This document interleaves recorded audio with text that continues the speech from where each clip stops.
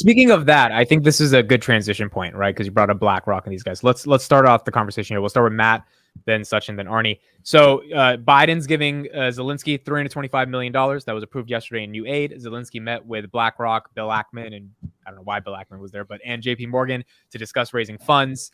Karp was asked about this by Fox Business, and Karp said, look, you can agree or disagree, but I think we should help Ukraine. I think American companies like Google should not be selling to China. They should be helping the U.S. government, and more defense budget money should be sent to Ukraine. What were your thoughts on that, Matt? Do you think Karp's just talking up his book to get Palantir some more money, or do you think he's actually believing in Ukraine as a... I think it's a double-edged sword, right? I mean, I think nobody wants war. I don't want war either. I don't want people to die.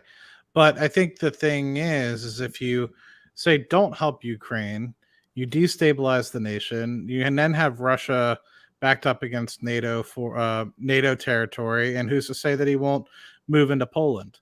And so that's kind of the fear, that if you don't help Ukraine, you're going to allow them to do what, because his back's against the wall, right? He's either living in a world where in 30 years the country is going to end in turmoil because they don't have the youth to be able to support the future generations of Russia, or he slowly just lets NATO back up to his walls and eventually take over that way. So he's kind of stuck between this rock and a hard place. And so if you just give up and let Ukraine fend for themselves, you're kind of allowing them to continue to progress. But at the same time, I don't want any war. So it's a no-win situation.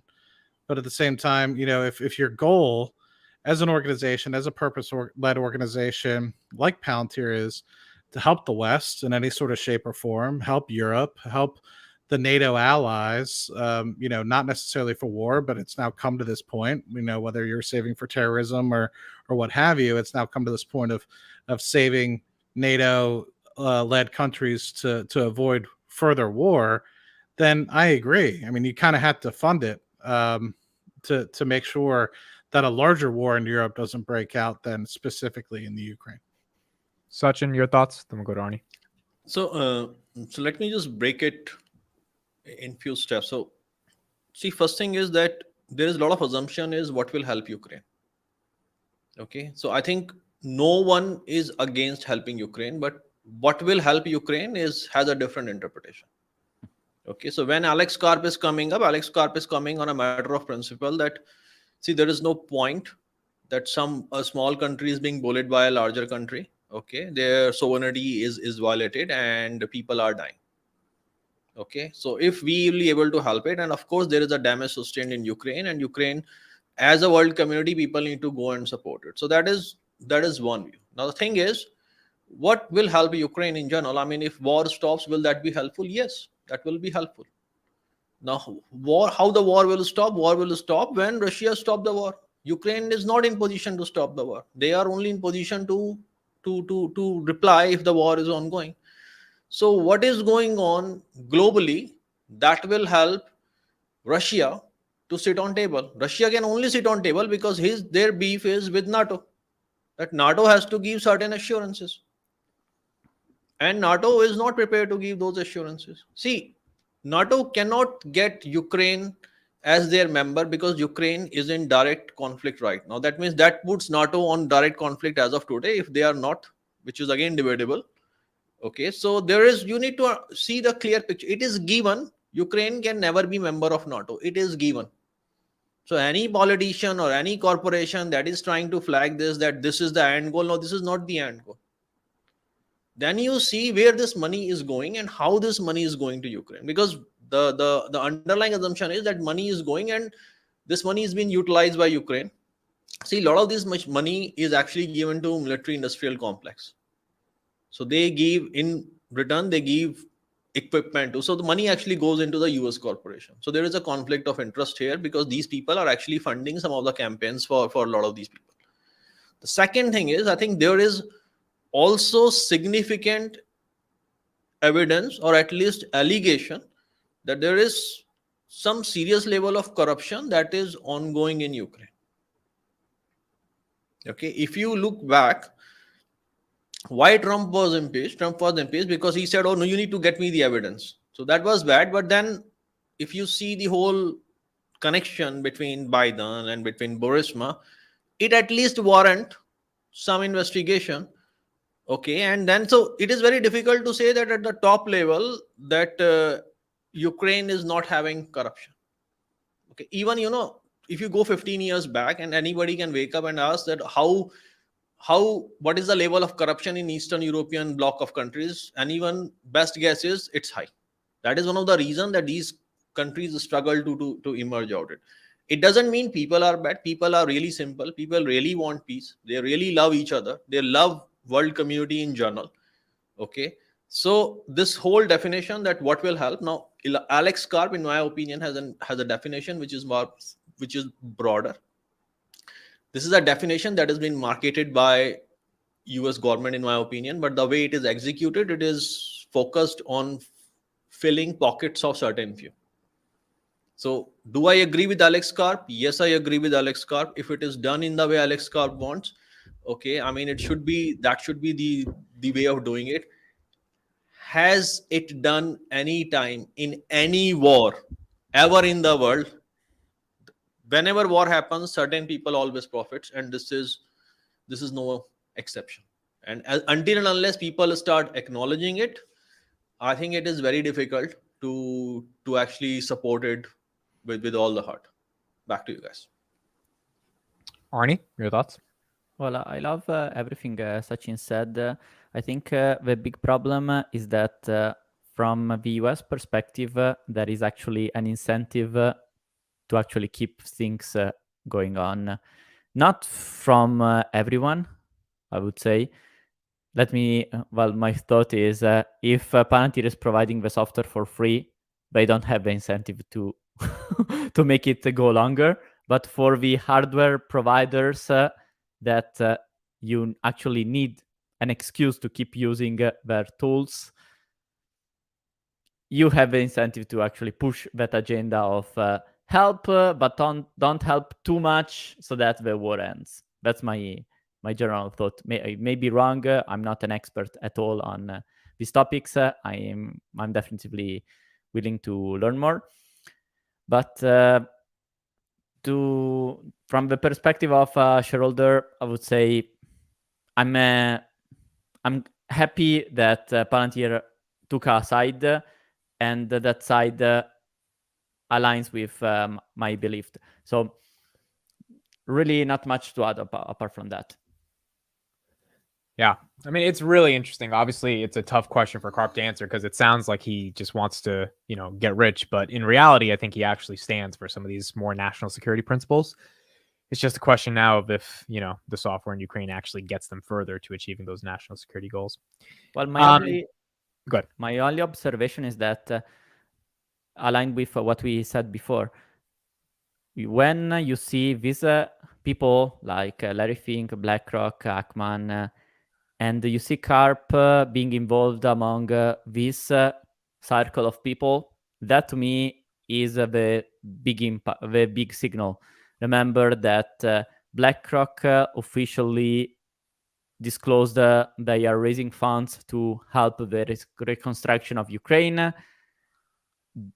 We at Davos, basically what Karp did was a fundraising campaign for Ukraine to think of the reconstruction, and Palantir officially got a contract to support the reconstruction. So clearly we are deep into the speculative side of the arguments, but from a shareholder perspective, I tend to be quite cynical. I'm happy to see Palantir aligned with this big circle of power and money. Yeah, I agree.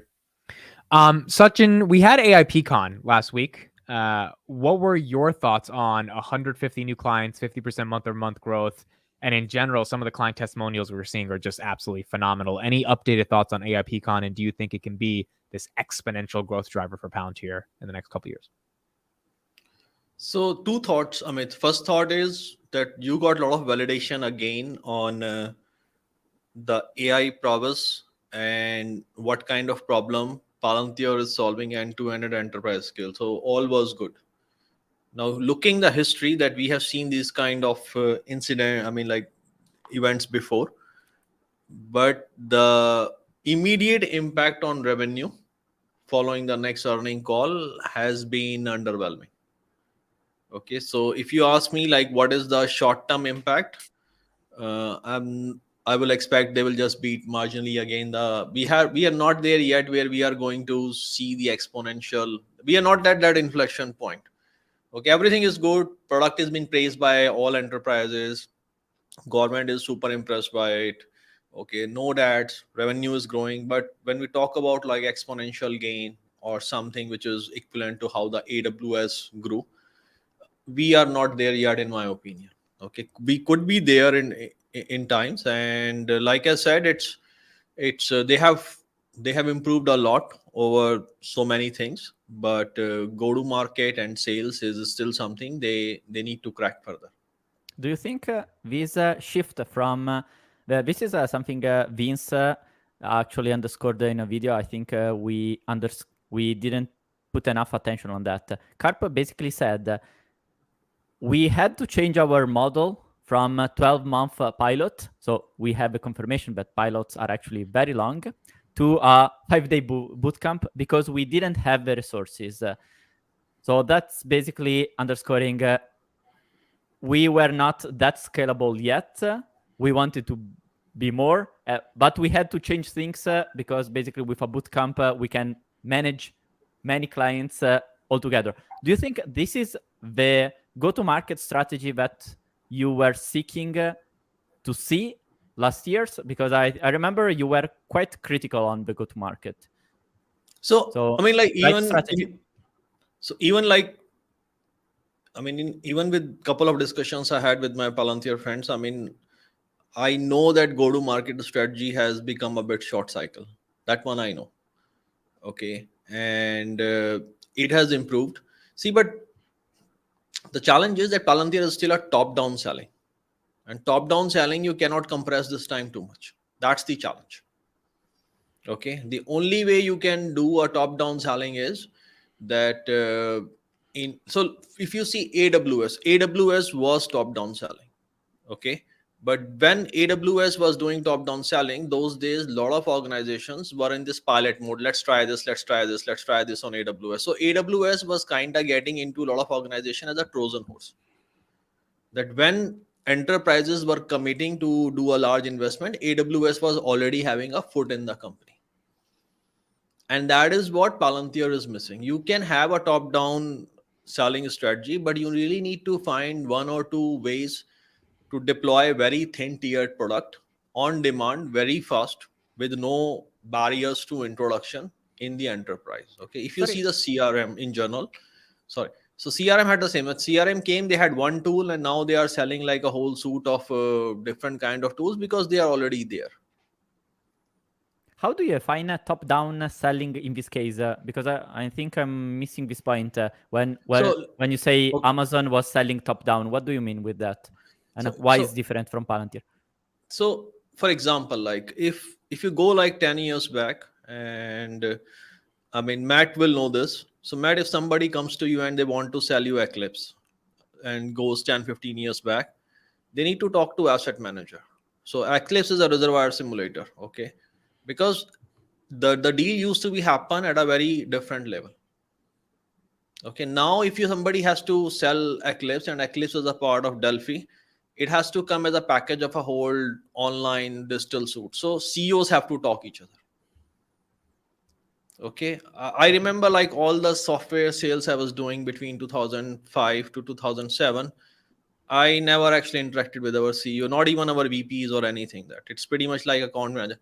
Nowadays, like in my last year, anything and an end deal that goes, CDOs, CTOs, I mean, they are cloud partners, technology partners. So the thing what is happening is you sell something if top people are aligned, and you need to get top, middle level. So that is what I mean by top-down selling. Now, in order to get the top-down selling done, you need longer times. But top-down selling becomes easier if at lower level your product already exists within the company. So I'll give you an example. Like in one of the case I was discussing, and I discussed with team, and I discussed about the strategic partnership with Palantir, and nobody knew about it. Then said we need to get some feedback. And when they started inquiring, then somebody said, oh, somewhere in the finance department in our company, we are looking to acquire Palantir product. So then I asked these guys why they want to acquire it. Okay, so that particular time I realized that completely disconnected, a support function has an awareness that Palantir has a good product of that. So Palantir has to figure it out. See, I'm not saying that what they are doing is wrong. I'm not saying that they need to change strategy. I say that why we are not seeing an exponential kind of revenue growth as we have seen in some of the other companies. Okay. Sachin, do you think this boot camp example or this boot camp new thing they're putting out is a good strategy? It is. I mean, see, first thing is that in the strategy is that you need to test and try different things, which they are doing, and they have been humble, and that's a good thing. They are trying different things. Okay. See, there is a point. Like, so for example, like if you go to 2009 and you see the example of Netflix wouldn't have existed if AWS weren't there. So the whole existence of Netflix actually came on what AWS has done. And there are several companies that came like this. So in an enterprise setting, when you have a product that can cover almost all of your current needs and potentially future needs, eventually there will be enterprises that will be completely relying on that. Okay, so apart from this, now talk about AI just for in general. See, AI, just remove the gimmick out of it. What companies are looking? Companies are looking to become more lean, more efficient, and whatever they can cut in terms of fat. Mhm. Okay. So in order to do these things together, I mean, you need a product that gives you larger visibility and larger connection within the enterprise. See, you don't sell an enterprise product which is large if you cannot disrupt the existing business value processes, because you need to show a very clear way that this is how you used to do, this is how it will be done now, and that's the value you are getting in terms of time, in terms of money, and in terms of lowering your risk profile. So that is how the top down selling is. If you are doing a bottom up selling, I mean, I used to sell Eclipse. Matt, I think you still use Eclipse. If I don't know. No Okay, comment. I will go and I will say, Matt, this is our latest reservoir simulator. It can use Linux cluster in the back. You will save this much.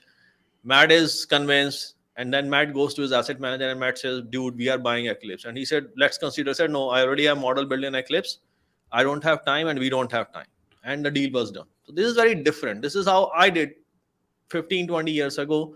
This is not how it is done today.